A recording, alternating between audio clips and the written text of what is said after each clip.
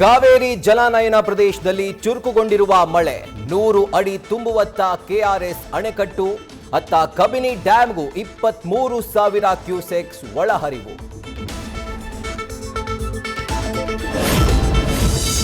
ರಾಯಚೂರು ಜಿಲ್ಲೆಯಲ್ಲಿ ಕೃಷ್ಣಾ ನದಿ ಹರಿವು ಹೆಚ್ಚಳ. ಬಸವಸಾಗರ ಜಲಾಶಯದಿಂದ 1,05,474 ಕ್ಯೂಸೆಕ್ಸ್ ನೀರು ಬಿಡುಗಡೆ.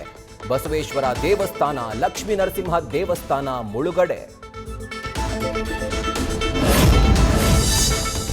ಸಮುದ್ರದ ಅಲೆಗೆ ಕೊಚ್ಚಿ ಹೋದ ಇಬ್ಬರು ಸ್ನೇಹಿತರು. ವಿಶಾಖಪಟ್ಟಣಂನಲ್ಲಿ ಫ್ರೆಂಡ್ಸ್ ಡೇ ದಿನವೇ ದುರಂತ. ಫೋಟೋ ತೆಗೆದಿದ್ದ ವೇಳೆ ಅಪ್ಪಳಿಸಿದ ಭಾರಿ ಅಲೆಯಿಂದ ಯುವಕ ಯುವತಿ ನೀರು ಪಾಲು.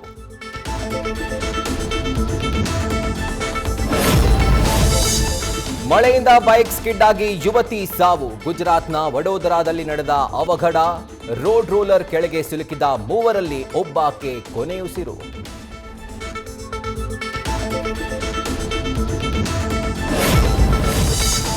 ಮಳೆಯ ನಡುವೆ ಗುಡ್ಡದ ಭೂತದ ಭಯ. ಶಿವಮೊಗ್ಗದ ತೀರ್ಥಹಳ್ಳಿಯಲ್ಲಿ ಗುಡ್ಡ ಕುಸಿದು ಮೂವರ ದುರ್ಮರಣ. ಚಿಕ್ಕಮಗಳೂರಿನ ದತ್ತಪೀಠ ರಸ್ತೆಯಲ್ಲಿ ಭೂಕುಸಿತ. ಮಡಿಕೇರಿಯಲ್ಲೂ ಬರೆ ಕುಸಿತ.